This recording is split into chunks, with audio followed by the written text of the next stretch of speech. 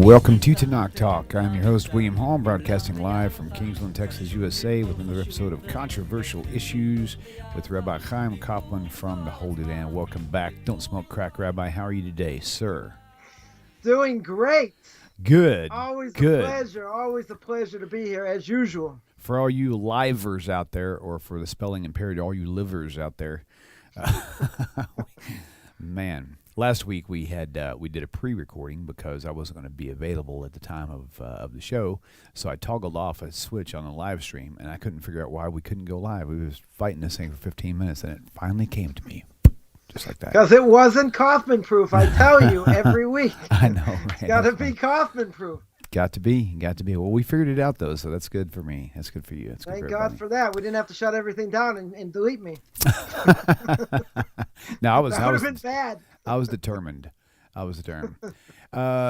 is it Cerny? Oh, that's funny, Cerny Benders. The name of this song is Song 7. I have no idea what the name of the song is. It's actually Israel. I'm sorry. I just went drew blank. The army there. What's the army name again? The Tzahal. Well, anyway, it's their The IDF. Yeah, thank you, Israel Defense Force. Right, thank you. The IDF actually has a group of musicians, and they made this copyright-free content for people to use. And so it was sent to me as songs 1 through 10, and song 7 was the one I liked. I to this day have no idea what the name of it, so or how to find it. So. What? Just put in number 7. See whatever comes up. 7 Israel band. Oh my! Right? We'll put that in Google. They have a military band. That's what they're. Yeah, it's really one of the things is the Israeli army is famous for. Yeah, is that they have this military band. Right, they're that whole song list is really nice. In fact, Rabbi Singer uses I believe it's Olam Haba or something like that on his little mini modules that he makes on his videos. He's got the one of the songs. That's number 8.2. Number 7.982. Come on, no decimal points. I know, right? That's funny. Cool. Well, I'm your mini-me, so that's going to stay that way, it looks like. All right, let me get rid of this. Looks like we're going good. Wally, hello, my friend. David Singh, good to see you guys. All right, let me downsize this real fast. I want to get Rabbi Coffman up on his horse and let him get his thing going here. Don't shrink me, whatever you do. Come again? I said, don't shrink me. I'll flip you upside down. I'm already too short. I want to be taller, bigger. Come on. Well, there is a certain level that I can definitely do that. And it's like with this weird software, you can pretty much do just a little bit of everything in this thing. It's really wild. So yeah, one time, do you remember the time I flipped you upside down? I think that's what it was. That was. I remember it. It was hurt. I was hurting for a week. Yeah, I'm sure you were. I kept getting headaches. I didn't know why. That's funny. I wonder what the heck that is. That's okay. There we go. All right. We'll play with it later anyway. So, all right, you guys, we're hitting on part 2 from last week, and we want to see where it goes. Rabbi, take it away. All right. Always a pleasure to be here. Might be a part 3, part 4, depending how far we go. So, the topic that we're going to hit this week about the Noahide Laws is I got a question recently, and the question was, I know studying Talmud for Noahides is forbidden, but right, there's always going to be a but. So what's the but over here? The but was, well, isn't it required for non-Jews to know about some topics? Right? What was the topic the person quoted? I want to know about hell. Right? So about hell's what? in the Talmud. Well, let's make clear. You said they want to know. They want to know about what? Hell. H-E-L-L. Gotcha. Okay, right? cool. So, right. So in the Torah, there are only references, only hints. Right? There are, it does speak, a little bit. Talmud does speak a little bit, about that and, punishment and people suffering, and all that. So part of the question, so that was one issue, right? How am I supposed to know topics about that? Well, it's really Kabbalah. You're not going to get from A to Z, certainly in the Talmud. You get a little bit. Okay. Certainly get a little bit. But the second part of the question is, well, if I only know the 7 laws, if I'm only supposed to know these laws and the 13 principles of faith, I don't know exactly where that comes in, right? Because that doesn't necessarily apply to non-Jews. Do I have a share in the world to come, right? So underneath this topic about what Noahides are allowed to study, not allowed to study, this gets into a much broader topic. And, what about, someone will ask, what about Kabbalah?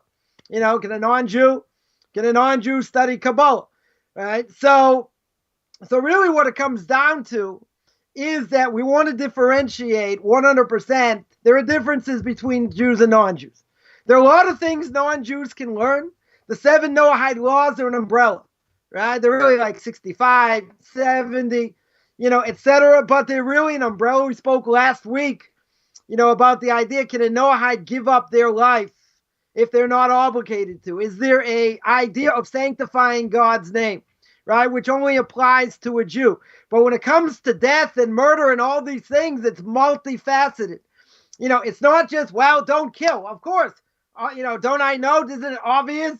I'm not supposed to kill. So, okay, what about pulling the plug, right? Isn't that murder? No, that's mercy, right? So you see, there's a lot going on, even within these topics. So therefore, as we were saying earlier, the great rabbi once said, if I put in my book, here's a reference, go look over there, no one's going to look at it. But if I say, whatever you do, don't go look at this source, everybody's going to go to run, right? Everyone's going to run to go check it out. Why? Because something that you tell them, you tell somebody, listen, whatever you do, this is absolutely forbidden. Don't look at it. Don't sniff it. Don't do anything. You can't go near it, right? So what are they going to say? I want to learn it. That's funny. Don't even sniff it. Right? Sniff it, right? That's that's by language. I grew up in Boston. Come on. So you don't want to go. You don't want to go. You don't want to go near it. But if you tell somebody that, what are they going to do? Of course, right? This is what they want to do. They want to learn it. They want to study it. They want to see. They want to see why it's forbidden. Interesting enough, just as a side point, that the Talmud says by women, it's not a good thing for women to learn Talmud. Now, it doesn't mean they don't have the brain capacity.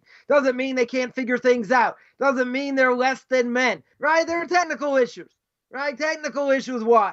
But you get these women and say, I'm not saying, they're not all for the sake of heaven. Certainly some of them are not, because they have a feminist agenda. But just on that side for 1 second, if the Talmud says it's not a good thing for you to do, then why do you want to do it, right? So over here, isn't it true, right? The person brings out, isn't it true? I have to know the Noahide laws, right? I have to be able to study. Aren't the Noahide laws, aren't these laws, in the Talmud? Now let's understand, there are a few places where it brings down some of the Noahide laws. The other, and it's interspersed in a lot of different places where the Talmud's going to say, bring up a case, a case about stealing, let's say, and go through the case. Did he steal? He didn't. Was it worth value? Wasn't worth value? What do the commentaries say? What do the later commentaries say? What's really going on? And then the question can be, okay, this applies to a Jew. Is this same thing going to apply to a non-Jew? Now, you're going through information. There's a lot of information to go through on a lot of different subjects, right? Sometimes the information is very clear, right? The Talmud will say, you know what? This applies to Jews. We mentioned last week, by sanctifying God's name. What does the Torah say? Nigdashti b'tov b'nei Yisrael. You have to sanctify my name in front of the Jewish people, right? B'nei Yisrael, literally the sons of Israel, i.e. the Jewish people, right? So over there it says the Jewish people, not non-Jews, right? It comes to exclude non-Jews. There are many times where it'll say the children of Israel excluding women, meaning this only applies to men, doesn't apply to women. This will apply to Jews, won't apply to non-Jews, right? Sometimes things are very clear. Other times you have to go through the entire subject, and then you have to see, okay, now what are the intricacies of the law? And as you're going through it, you'll see, does it apply?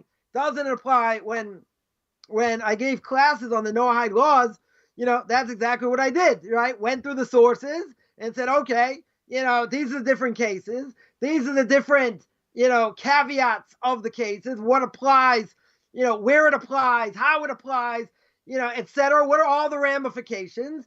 When you see the bigger picture, and then you got to ask what's another question you're going to ask. That's going to be, does this apply to non-Jews or not? Now, these are by everyday laws. It's not just like, okay, we have this whole book of Noahide laws. We're going to go back and source it, et cetera. It's not so cut and dry, right? The laws are interdispersed, right? There are a few, there is one place has a few pages, it speaks to the Noahide laws. And, there are a lot of question marks. Let's say sorcery. There's a question about sorcery. Does that apply to non-Jews or not? What about, let's say, taking a peach and a plum? I put them together, make a nectarine, right? That's, grafting. Am I allowed to do that? That's playing with nature. Does that apply to a non-Jew or not? The Talmud doesn't answer, right? It leaves it as a question. So, who's the greatest authority speaks about this? Maimonides. Almost nobody speaks about it. The early commentators, later commentaries. So you sort of got to hunt around. You have to look at the sources. You have to look at what, the Code of Jewish Law says, and all that. So for a non-Jew in general to want to go through that, they're not going to have the vessels to do it. They're not going to, they're not going to have the capacity to do it. Doesn't mean they're not, that they don't understand, et cetera. I'll make another point. I heard in the name of one great rabbi, I don't know, I didn't see it inside, but he said that laws, let's say laws of damages, or the laws of setting up law courts, let's say, so why can't a non-Jew learn those aspects of what the Talmud says? Not in depth, right? Certainly not in depth like a Jew would, right? But, to learn about it. So he claimed, I didn't see it inside. Right, so I can't say for sure, but according to this claim, he said if they're not learning it as in depth, etc., then it should be okay. They should be allowed to learn it. Now, if I would have gone to ask my Rebbe, I said, okay, these laws of damages, right? This is where it says in the Talmud, black and white, this page, that page, the other page. So this applies also to non-Jews. He would probably nod his head and say yes. These apply to non-Jews. Great. Can a non-Jew learn these sources? And I guarantee you he'd sit there and he'd say, no. Right? So seemingly there'd be a difference of opinion. But the point is that, the person brought up this idea about hell. You're not going to get all the information there. You have to navigate. You have to know. It's a lot of learning. It's a lot to understand. Right? It has nothing to do with mental capacity. Right? Remember, the Talmud says also, non-Jews not allowed to keep Shabbos. Right?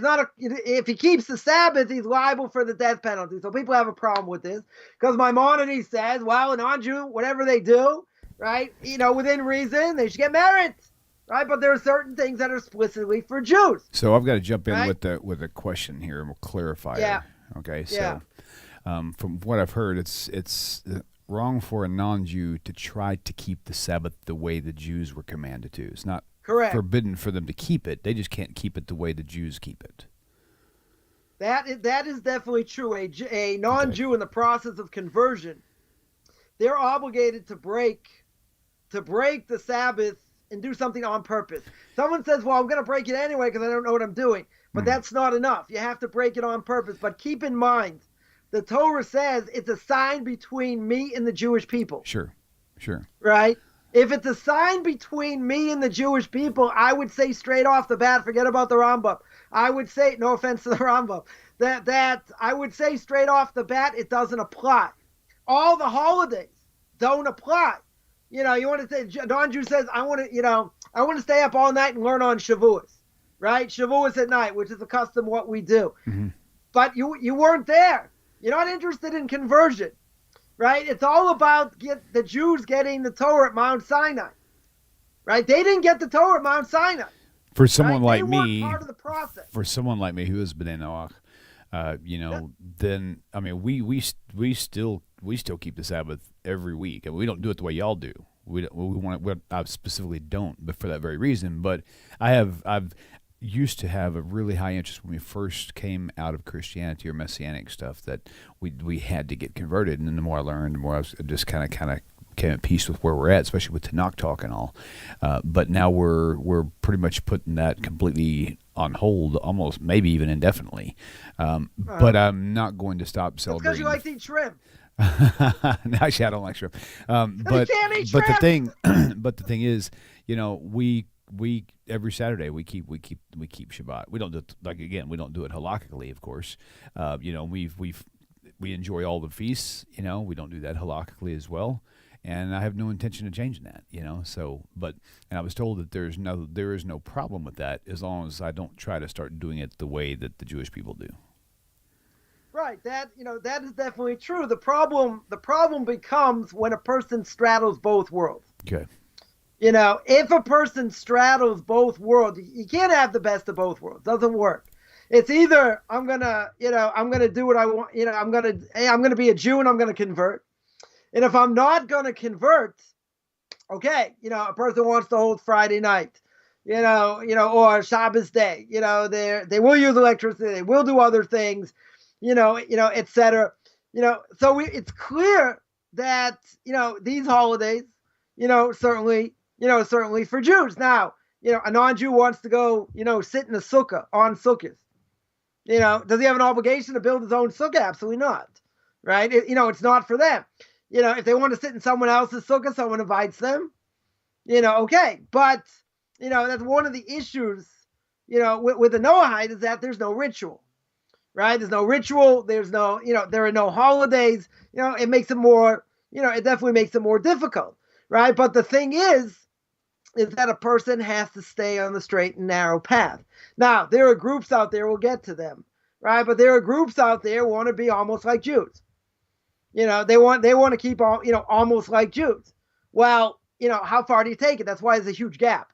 There's a wide gap. You have non-Jews basically not doing anything on the Sabbath to commemorate it. You'll have some that maybe will do a little bit. You'll have some that won't drive. They won't use electricity. They won't do other things, right? So, there are many, there are many different levels, when it comes to that, right? But, you have to know what the boundaries are. And if a person straddles those boundaries, like Kabbalah is a good example, right? I see people quote this stuff in the Sulam, the ladder and Kabbalah and this, and they're non-Jews. I don't care if the Zohar is translated into English, right? It's something where if you don't know higher mathematics, right? If you want to study calculus, higher mathematics, you can't do it without trigonometry or algebra, right? In other words, you need the basics. That's a really good point. You cannot jump. I'm vertically challenged. We already mentioned that. If I wanted to jump, 10 feet, I'm going to need a lot of help to do it, right? But if someone wants to, to start at the bottom and say, no, I'm going to go to the top and I'm going to learn all this stuff, you're not going to get anything out of it, and it's out of your league. Yeah, I understand it's very esoteric. I understand, people think they are somewhere, even if it's watered down, and all that. But the problem is people don't understand boundaries. That's one of the reasons. That's out of bounds for most Jews. That's one of the reasons, Rabbi, why there's so many websites out there, especially Christian websites, that try to spin the Talmud as evil and wicked. Number one, they don't understand it. Number two, they're driven to put a negative spin on anything Jewish anyway.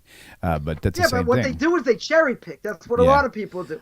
Right. They cherry pick all these crazy things. Like someone was telling me they're watching a few series on Netflix. One of them, Shtisel. There was another one, I forget what it was called. And basically, this other thing was about this Orthodox Jew that became secular. So obviously, there's going to be a bias there, probably a very strong, negative bias. So I told them, I said, you got to be careful what information you're getting, what you're listening to, because newspapers want to sell if they're still selling them today. If they say dog bites man, that's not a story. If they say man bites dog, that's a story. So, the amount of people that drop out compared to the ones that keep it and actually stay in it is a drop in the bucket, right? This person could have an axe to grind, other things. So yeah, 100%, you got to be careful where the, where the information comes from. It just, it's just ironic where someone's been learning a long time, and they're working on mastering the Talmud, mastering Jewish philosophy, mastering Jewish law, and all these things, and hopefully one day they're going to get there, and you get someone off the street, thinks they have half a brain, and I'm going to learn this, and I'm going to learn this without knowledge. It goes nowhere. It goes absolutely nowhere. But again, forbidden fruit is always sweeter, right? What they say, stolen waters, really. That's what the verse, I think, in Proverbs is that stolen waters is sweeter. If this is permitted to me, it's not so enjoyable. If you tell me it's forbidden and I can't enjoy it, well, that makes it a lot more fun, right? It makes the chase a lot more fun, right? So here it is true. It is true that a non-Jew has to know what he's supposed to do, right? He has to know the Noahide laws. But let me ask the $1 million question. Even with Rabbi Dr. Google, right? That's where everyone gets their information from, or most people, right? So they're going to get their information from him. Isn't it true? Someone who's a non-Jew, where are they going to go to get information about how to keep the Noahide laws? Yeah, they're going to go to the internet, fine. But where really should they go? They should really go to a rabbi who can teach them, or somebody who knows how to teach them, right? They're the source. Whether people like it, they don't like it, doesn't matter. They are the source, right? These other sources may be nice, may be helpful, but you need somebody well-versed in order to teach you. So someone says, okay, I'm coming out of nowhere and I want to learn Talmud. Well, guess what? You can't learn Talmud without a teacher. You can't learn how to learn unless someone teaches you. Doesn't matter if you understand the language. Doesn't matter if it's in English. I can also read English. Many people can read English. Doesn't mean you understand the intricacies of what's going on. You get a general idea. In the English there'll be footnotes. Some of the commentaries say like this, some like that. But if you don't know how to learn, and you've never been taught, the Talmud is unfathomable. So I can tell you, when I started learning, many years ago, I was a hotshot out of university. I was junior in college, and I understood Hebrew to a certain extent. Could read, couldn't necessarily translate so well. So I started learning from the beginning. Start with Mishnah, right? A Mishnah commentary on the Torah, and the Gemara commentary on the Mishnah. So the Mishnah and the Gemara make up what we call the Talmud. Good. So we were being taught how to learn, and this is not I wouldn't say the normal way to teach, but we're being taught how to learn without commentary at the beginning. Now, that's like breaking your teeth, because you have no idea of any extraneous information. You're missing all kinds of information. So now you have to try and figure it out. Okay, why did the Mishnah say like this? What's it coming to exclude? What's it possibly coming to include? What are the rabbis arguing about in the Mishnah? Is there an argument? It makes you think, right? And then after a while, when it got drilled into us, how to tear it apart, how to look at it. Okay, so then you go back and you look at Rashi, right? Or you go, when you're learning the Talmud, you start from the beginning, but you have to be taught. A person can't come in by themselves and think, oh, I'm going to understand the intricacies of how it works. First of all, you don't understand the language, even if it's being translated. Second of all, you have to understand the nuances of what's going on, what the argument is. Sometimes there are picayune details that some of the rabbis could disagree, and they could have unbelievable ramifications, right? You can look at, let's say, some of the earlier commentaries, and the only difference in what they say is a couple words, right? Maybe they're verbatim except for like 2 or 3 words. Well, that's significant, and the ramifications are going to be significant, but you're not going to know that. First of all, you have to learn the language. And then you have to understand what it says. And then you have to understand how to look at it, right? And how to interpret it. And, again, that's why people learn, with a study partner. Because, you have your own biases. You don't necessarily think 100% the right way. Someone can say, no, that's not what it means. It means like this. You go back and forth, right? That's how you flush out. That's how you flush out what it means. But for goodness sakes, don't start quoting things that you don't know anything about. Right? Again, probably one of my major pet peeves, and I see it, I see it all the time. People butcher it. I'll give one example. Someone made a video of hammering someone I would probably consider a heretic, which, is okay. I didn't have necessarily an issue with that. But a person quoted a halacha, right? He quoted something from the Shulchan Aruch, and he butchered every Hebrew word. When I mean butchered, anybody who knows Hebrew knows this person butchered it. Butchered every single Hebrew word. So he says, according to Shulchan Aruch, it's like this and like this, right? The Code of Jewish Law says like this and like this. And this person says, well, this is the halacha. Well, if he ever lived in a Jewish community, he would know that the commentaries on this halacha say that's not the case. They disagree, right? And if they disagree, so you have to understand what is being talked about. So this person came off saying, giving a class in Jewish law, certainly as a non-Jew, right? He's giving a class in Jewish law, a little bit, saying verbatim, this is what it says. Very good. I can also read it. But that's not what we do practically.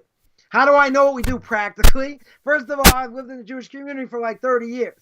Second of all, I know how to learn the commentaries around the Shulchan Aruch, right, around the Code of Jewish Law. So if you see what they say, you're right. The Code of Jewish Law says that. I'm in agreement, right? But practically speaking, that's not what's done. So this person came off, butchering every Hebrew word, came off sounding like, he was Joe Skobac, and he killed it. He absolutely 100% destroyed it.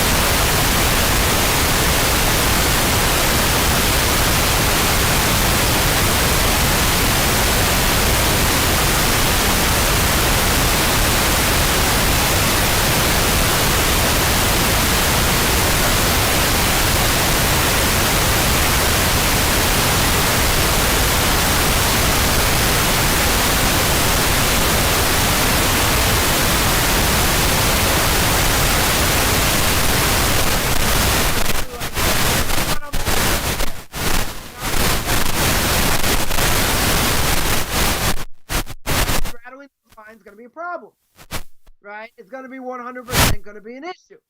So therefore, most of the Talmud itself does not apply to them. Why in the world would they learn, let's say, tractate Shabbat or Shabbos, depending on what you want to call it? It's all about the 39 categories, all about the things you're forbidden to do on the Sabbath. That doesn't apply to them. So you're going to say, wow, it's interesting. Intellectual stimulation, I get it. But that doesn't apply. There's not the Noahide laws. So what do you want to learn it for? Right? Just like these feminists, you say, listen, the Talmud says clear. You can say, they're the rabbis, they hate women, they discriminate against women, which we're speaking about 100 times. Okay, so maybe they do, but they're telling you, and they're a heck of a lot more on a higher level than we'll ever be. In 10 lifetimes, they could bring people back from the dead, even though the generation wasn't worthy of it. You can't do that. I can't do that. Certainly my Rebbe can't do that. His Rebbe couldn't do that. Right? These are people we can't even fathom. Can't even fathom who we are. Oh, but people say the rabbis this, the rabbis that. But they're telling you, if we understand how great they are, right? We'll just, we'll give them some credit over here, even though they don't need it. So if they tell you this is not beneficial for you to reach your spiritual fulfillment, so you stuck up feminists, why are you learning it? Why you want to learn it? So people say, I'm not learning it for that. I'm doing it because I enjoy learning it. I enjoy the stimulation. There are some women like that. Most women would just rather say, just tell me what the law is. Tell me what I have to do. Don't go me through all the arguments. Just tell me what I have to do. But again, if it doesn't apply, right? And a lot of these things, many of these things don't apply to a non-Jew at all, right? So it's off limits. And it makes sense. There are certain things that, certain things by us that are inherently Jewish. Give one example, right? One example is tefillin or phylacteries or whatever you want to call them. Non-Jews, even if they're in the process of conversion, men should never put them on, until right before conversion. And even before conversion, they'll have the boxes. They won't have any parchment in it just to learn how to put it on. Okay. But that is something inherently for a Jew. That's a different issue. That's what we call a davarship and kedusha, something that has intrinsic holiness. That's not for a non-Jew. Tzitzis, a non-Jew could wear. A talis, a prayer shawl, a non-Jew could wear. A yarmulke, they could wear, right? If they're in the process of conversion. If they're not in the process of conversion, none of these things apply, essentially, right? So, within this question, someone asked, well, does a Noahide have to wear a kippah when he's listening to Torah? No. Why don't they have to wear a skull cap, something on their head, right? Because they're not obligated. It doesn't apply to them. Why do we wear it? To show there's a God above us, right? And we're constantly reminded that there's a God above us. So they can be constantly reminded without doing that. There's no obligation. Doesn't apply to them. Right? The problem is they want to feel like I'm doing something because they think, oh, the Noahide laws, there's not so much in it. I can't do ritual. I can't do this and I can't do that. And I'm not really, the Jews don't want me. The non-Jews don't want me. I understand. They're almost in no man's land. I understand, but a person has to be focused, right? And the focus has to be, I have to concentrate on what I need to do. So a person's going to say, well, don't I have to look at the Talmud in order to learn? No, take classes online, right? There, a lot of good websites out there speak about the Noahide laws. Go learn from good people. Don't try and think you're going to do it on your own. Oh, it just means don't steal. I'm good. Really? You understand all the intricacies of what it means not to steal? There's a lot of detail. People make the mistake, and think, oh, it's only the 7 laws. Yeah, it's only about immorality. It's only about, not bowing down to an idol. Spoke about bowing down to an idol last week. It's not so simple, right? Not so simple. A non-Jew can say, oh, I'm going to give up my life. Why are you going to give up your life for? Right? A Jew has an obligation to sanctify God's name, not a non-Jew. A non-Jew get upstairs, God's going to say, you committed suicide, you idiot. The non-Jew's going to say, what do you mean? I did it for you. I did it for you. But you're not obligated. I understand the gesture. Very nice. God may be flattered. But you have to stay within your boundaries. Going outside of your boundaries, people think, oh, I can just do what I want. It's Hefker, what we call ownerless, right? Also, some do like this, some do like that, some do the other thing. You have to be within certain parameters, and they have to be within the right parameters. I always say, someone can tell me, listen, 90% of world Jewry is not like you. True, right? You got Reform, you got Conservative, you got people that aren't affiliated, but they're all dying. They're all intermarried, most of them, right? So they have nothing to pass down to the next generation. People like me have 6 kids, 7 kids, 8 kids, whatever. We're going to change the face of the map. We are changing the face of the map. They're all disappearing. So you know what? So you're going to say, oh, but what about Exodus? Exodus chapter 23, verse 2 says you have to go after the majority, right? So why don't you go like them? First of all, when it says go after the majority, it means for the good, not for the bad. I should go after the majority where the Torah tells me, more than a dozen times, not allowed to intermarry. So I have to go according to the majority. That's what people do. That's the end of Judaism. That doesn't make sense. Why do I have to listen to the majority in that case? And not only that, but you only listen to the majority when there's a doubt. When we have doubts, if I have 3 pieces of meat in front of me, 1 piece is not kosher. That means they got a 66.6% chance. See, I was good at math. 66.6% chance of eating kosher meat, right? So that's when I have a doubt, I'm allowed to rely on that. We don't have any doubts over here. So even if they want to say we're the majority, I'm very big into statistics, as most people know. So in the end, what does the next generation look like? It's a disaster, right? So we don't really care what people think. We don't really care what people say. You're going to tell me, oh, you're so conceited and you're so smug. I've been called a lot worse than that. That's fine. You tell me that it works. You show me that it works. And if it doesn't work, then keep your mouth shut. It doesn't work, right? And you're going to tell me, what, the Torah's forever? Yeah, because the Torah tells me many times. So therefore, if you're within certain parameters and you're getting proper direction, okay, right? I'm not going to have an issue with that. If you're outside the parameters and you say, well, I'm going to do it anyway. I don't really care what anyone says. I believe I'm doing the right thing. Okay, I got 50 proofs against you. I don't care. I'm going to do what I'm going to do, right? So that's called a life by convenience. That's not about truth. You're not arguing issues. You're saying, I am going to do what I'm going to do, and I'm not going to do what I don't want to do. Why not? Because I don't want to be inconvenienced, right? That's the way of the world. That's what goes on today. So, but an non-Jew now, they come out of Christianity, they come out of paganism, come from wherever they do, and now they say all this. They say, I'm all in. I just want to jump in. I just want to do everything. Okay, now you understand you're limited, right? Unless you want to become a Jew. You don't want to become a Jew, that's fine. We're not interested. We're not interested in converts in general. The converts are giving us a bad name throughout the millennium, but they don't have to convert. They can still eat shrimp. They can, do all kinds of other things. There are no issues. But the point is that if you're gonna keep to that. Don't straddle the line, because now you're gonna tell me, wow, it shouldn't be forbidden for me to learn Talmud. Other people do it, so why can't I do it? Again, it depends where you're getting your information from, right? And B, what parameters you're in. Because if you're outside the parameters in general, I don't really care. It doesn't really matter, because you're not my worldview. I have a certain worldview. Many people may say it's extremely narrow. I don't think it's that narrow, but okay. Could be extremely narrow, but where do you draw the line? How far do you go? Once you open up a Pandora's box and you start allowing, people to do whatever they want, seemingly against Jewish law, that's it. The whole system will break down. Now you tell me, what about certain individuals? They have this capacity. They do want to learn. They want to, reach a higher level. Again, I could keep people busy for the next 250 years.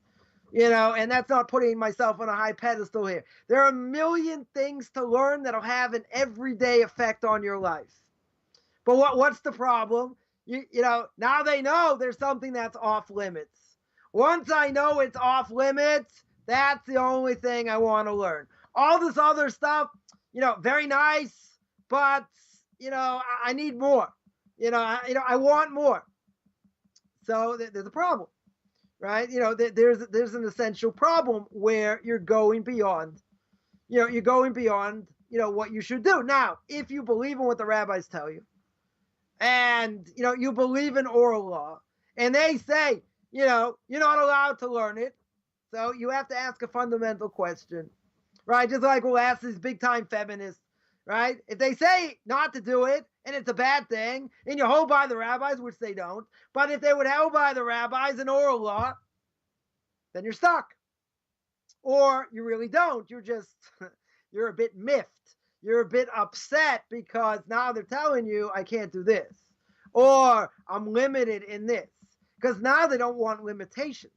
Now they want to go further. And once a person wants to go further, it's, once you be given, a certain taste of some things, it's hard to go back. Imagine, that's my Rebbe this once, that, you got all these Russians, probably mostly non-Jewish, here living in Israel, and they're so bent on eating pork.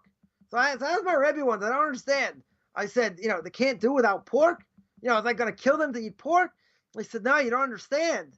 He said, if they've been born and bred on this, it's already part of their psyche. Once it's part of their psyche, it's almost impossible to get out of it because it controls them, right? We have certain ideas about, in the physical world. We have certain ideas about, the spiritual world. When a person gets involved in, let's say, bad character traits, God forbid, what happens? The evil inclination comes. And the evil inclination now makes you go haywire a little bit. And now once you start doing something that's wrong, right, then you start doing it again. And you do it a third time. And you do it a fourth time. Then it just about becomes part of your nature.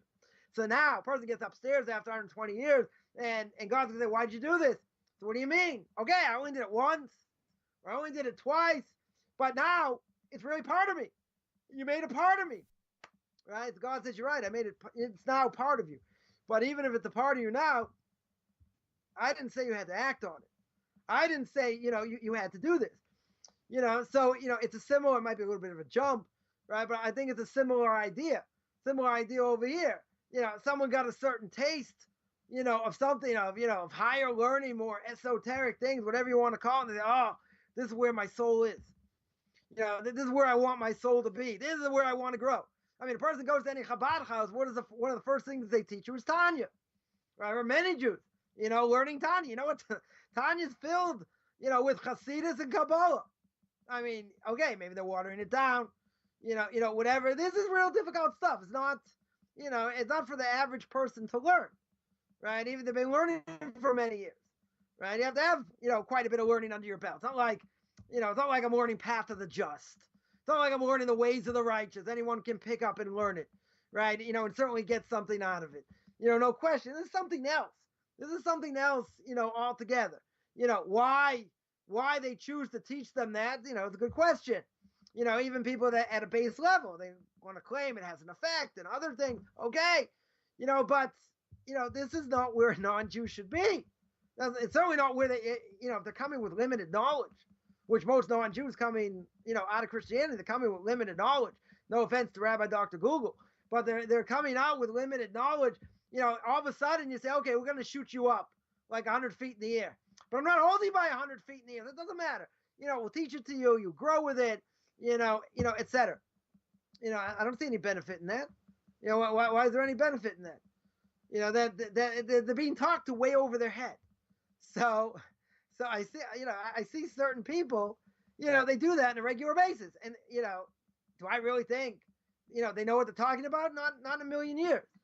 They may sound and talk a good game, but they don't have any knowledge. They don't have enough knowledge. I know they don't have enough knowledge, under their belt. But it's something that's interesting.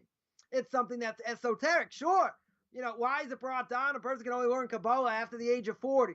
Because his stomach has to be filled, with Torah, with Talmud, with the commentaries, right? Once you're filled with that, then you can go on to higher things, right? But you got to take it step by step. I've seen a number of things, over the years that, answered a number of questions pretty much in one shot. but I had to go through the preliminary steps first. You gotta walk. You gotta crawl before you walk. You have to walk before you run, right? And something like this, they're going way beyond. Way beyond where they're holding. I'm being generous. I mean, I could be a lot more obnoxious if I wanted to, but that's what they're that's what they're doing. So for someone to say, well, I want to study these laws, and I want to study them in depth in the Talmud, you're not going to do it on your own. I can promise you that. First of all, the other commentaries, you can't just do it with the Talmud itself. Right. You have to go through the other commentaries. Also, they're all in Hebrew. So if you don't know Hebrew, you don't know how to learn. I'm not going to say it's a waste of time, almost a waste of time. Right? You're not going to get the depth, but that's okay because you're not supposed to. You're supposed to understand what you're obligated to do, at the level you're supposed to do it. That's it. Right? Going more in depth and understanding this, that's not what your purpose in life is. Now, people complain and say, but, I enjoy the give and take. I'm not saying it's not enjoyable. Some people, it kills them to use a little bit of brain cells, right? I always say, I remember because my teenage years or when I was in college, I forget where I saw it, but the quote was 1% think, 4% think they think, 95% rather die than think. Right? There's a lot of truth to that. People don't want to, people don't want to think. People don't want to work hard. People just want everything, given to them on a platter. Does it mean people can't think? They can't be taught to think? Certainly not. Right? But, something like this, they have to be taught. You can't pick it up on your own. I'm not even talking about Kabbalah. I'm just talking about even learning Mishnah. Right? Learning Mishnah. If you're not well versed, you don't know what you're doing. It doesn't matter if it's translated, right? So these type of things, I would say, have to be nipped in the bud. And therefore, these other esoteric ideas, heaven and hell, and, all these things, there's not much literature written on it, what we call revealed Torah. Something's here, something's there, right? A lot of it is really what we call Sisrei Torah. It's Kabbalah, right? A lot of it has to do with that and reincarnation and what happens to souls and spiritual forces, which we've spoken about. It's all, it's all in Kabbalah. So you can say, well, so I'll get a copy of the Zohar. I'll learn about it. Again, these are high in the sky ideas. Everything like when I gave these classes on Derech Hashem and the way of God, I mentioned like a million times, spiritual forces. It's like the Matrix, right? What we see, everything's interconnected. But they're interconnected at a very high level, and and the Ramchal says, and he puts it all together. He shows how this world and the spiritual world are connected, and how it works, right? Not in every single case of what people go through. He's giving you the general idea, but these are very, very deep concepts. So what I did was I watered it down, explained it in our everyday language. I'm not a Kabbalist. I didn't play one on TV, right? So, that's beyond me. One day, hopefully I'll get there, not at the moment, but the basic ideas and how it works. Yeah, it's a mind-boggling idea, but you're going to say, okay, so why should these people learn it, right? Why should these guys learn it? It was, first of all, it was without Kabbalah. Second of all, they were being trained, and they're still being trained, in order how to give over this information to non-Jews and how it works, how suffering works, how reincarnation works, in their own communities where there are no rabbis, etc. So they're being trained to be the leaders. Now, obviously, they'll get direction, from rabbis when they have questions or whatever. But this is something that, it was a mind-boggling thing, for them to see how these issues, are dealt with at a high level that they can understand without obviously getting in Kabbalah. So, I'll make a pitch. I gave a course on that, 66 hours, 33 classes. Anyone interested can contact me about that. But, on that idea, is that a beneficial thing for a non-Jew to learn? 100%. How it all works, how the evil inclination works, all these different things, and how we're supposed to function. But you know what that goes hand in hand with? It goes hand in hand with Mussar, with Jewish ethics, right? Path of the just, the ways of the righteous, the gates of repentance. all these books about how I'm supposed to be a better person, and I should be humble, and I shouldn't be conceited, and how I should repent, and all these different things. These people say, okay, Musar ethics is not very deep. Really? Start coming to my classes, you'll see. I can make anything very simple look deep, right? But there's a lot of depth. People make the mistake. I guess I'll end, so I'm going over here almost. When I was in South America, in Chile, in Santiago, so I wasn't there that long. But when I first got there, I was it was right before Passover, so I gave a class in Hebrew, Spanish, and English. Started in Hebrew because there were a lot of Hebrew speakers there. Then I went to Spanish. I went back to English, and back and forth. So there were like 5 families there. And this went on for like a couple hours. In the middle, they took a break because they couldn't handle me. So, they took a break, they ate, whatever. And at the end, now a lot of these Jews, they're all Jews. And a lot of these Jews, how did they get involved in Judaism? They got involved in Judaism through the Kabbalah Center, right? There's a Kabbalah Center in Santiago. Go figure. So they got involved in Judaism, through this Kabbalah Center. Some of them becoming, a little more religious, some not, whatever the case is. And after I spoke for 2 hours, now I had no books. My books were still, en route. They came like a month and a half later. So I was basically going on memory. And after I spoke and after we were done, at the very end, I said, I just want to mention one thing. And I said, everything I gave over up until this point, and further, had absolutely zero to do with Kabbalah. Now, why did I say that? Because I wanted them to see that there are people that think, oh, the Torah is very dry. It can be, to a certain extent. There's only so much excitement about, your ox gored my ox.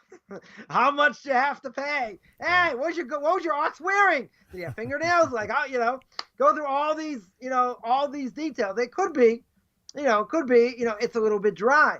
But I wanted to show them that it goes a lot deeper, and it goes a lot deeper even without Kabbalah, right? You can certainly do that. Right. But, it's not just about learning something that's esoteric and say, wow, spiritual forces, the universe, turn people into frogs. See, no one ever taught me that because they know why. But, all these different things, it's unbelievable. It's unbelievable stuff. I'm not saying not, the little that I've seen, but at the end, it's not going to explain the day to day. Right, in general, right? You talk about much higher spiritual levels, and I remember just going through, I always had issue, with the Eitz Hadas, with the tree of knowledge, and what the tree of knowledge was, what it represented, and why it brought death to the world. Why God said, "Don't eat from this tree." Right? The commentaries say, if you eat from the tree, right? What did the snake say? You'll be able to make worlds, just like God. The whole question exactly what that means. That's not really the point. But I came across a certain book, actually, I'm learning now. It's called Nefesh HaChaim. They're literally the soul of life, written by Rabbi Chaim of Volozhin. Chaim of Volozhin, more than 200 years ago, 250 years ago, famous student of Rabbi Elijah Vilna, the Vilna Gaon. And the very beginning, or a good part of it, there's a lot of things steeped in Kabbalah there. And whatever, explaining how our actions matter. And what it does in the higher spiritual world and this and that. And then he's got a whole thing there that speaks about the tree of knowledge. Now, I had other information from different tractates, different things I learned. And then I saw something that he brought down, and that solidified everything. So here I had a number of years of knowledge, under my belt, stuff I learned here, stuff I learned there, different tractates, midrashim, halacha, all these different things. My question wasn't fully answered, in many different ways. But all of a sudden, I came across this. It wasn't by accident. I came across this. It's above me in different ways. No question about that. But what it did was it gave me a concept and an idea that solidified all these other things I had questions of, and it put the whole package together. Now, if I would have seen that straight away, without all that other knowledge, it's not the same. It's not the same package. Why? Because I'm missing all the steps, right? In other words, if I would have seen that first, I would have missed the first 9 steps. And if you miss the first 9 steps and you only see the 10th step, you miss the whole thing, right? A person made a cake, you know, whatever it is, you know, you do all these things. You put, you know, you take this, you mix this, you put the eggs, the flour, whatever, you know, you got this whole mess, put it in a bowl, you mix it up, you know, all of a sudden you put it in the oven, it comes out unbelievable. Put some frosting, put some other things. So what does someone see? Someone sees the finished product. You may see the product left all over your kitchen. That's a different issue, right? But they see the finished product. Once they see the finished product and they weren't there the whole time, they didn't see anything else in between, they say, well, it's a nice piece of cake, but they missed every single step. So you're going to say, okay, what kind of parable is that? All I have to do is eat it. You're right? But I'm just pointing out you missed everything in between. So if you missed it, so if they were going to quiz you and say, okay, how was this done? How was that done? You don't know. I mean, you could guess, but you don't know. Why not? Because you didn't see each step. You didn't sweat through each step, right? So when I talk about these 10 steps and I saw, you know, and I saw this Nefesh HaChaim, so throughout the years, I sweated through these sources. What does it mean? What does it represent? You know, how does it affect us? All these different things. And then all of a sudden, see, this is where the light bulb goes off, right? This is where you see the whole package. And then you see, wait a minute. Now this answer just solidified this. And now it puts this piece together. And it puts that piece together. And they all now come and fit in a nice package. That's where you see God's greatness, right? One of the greatest experiences I had, you know, was taking learning a piece of Talmud going from beginning to end. Meaning you take it from the Talmud itself, go to the early commentaries, later commentaries, and you see what we do practically. So you're going to say, come on, it seems a little bit tedious.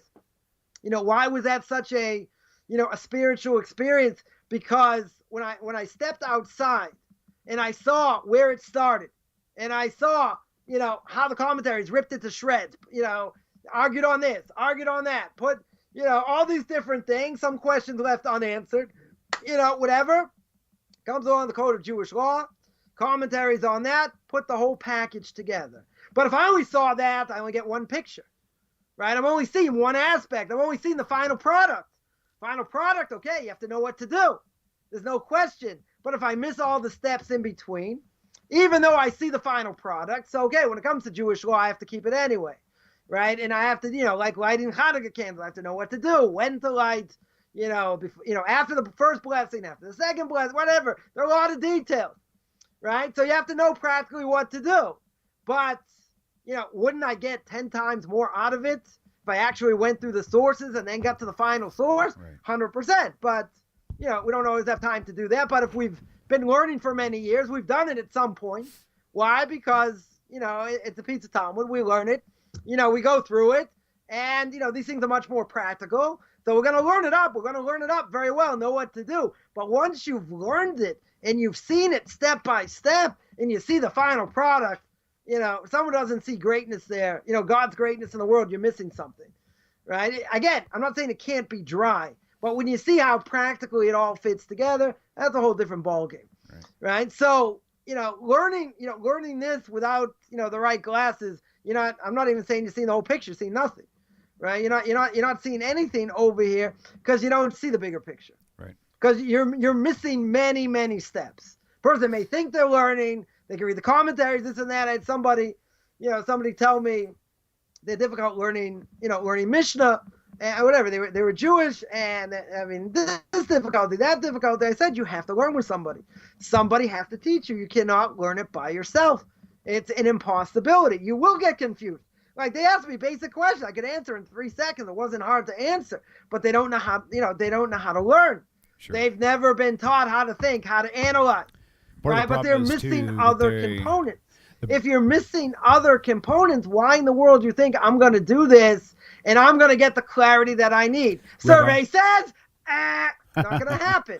Right. Okay. Hey, Rabbi. That was Rabbi. Richard Dawson. Rabbi. Hey, Richard Dawson fans. Come Rabbi. on. Survey says. Right? Rabbi. That's it. It's over. You're not going to get it. Rabbi. You're not going to get it. Rabbi. And I can't underemphasize. I could scream more, but I'm going to. Hello. You can't underemphasize, how important taking each step is. And if you jump steps, try and jump hurdles, you won't get it. Rabbi. Yeah. Can you hear me? I can hear you. I've been trying to interrupt you for about 30 seconds now.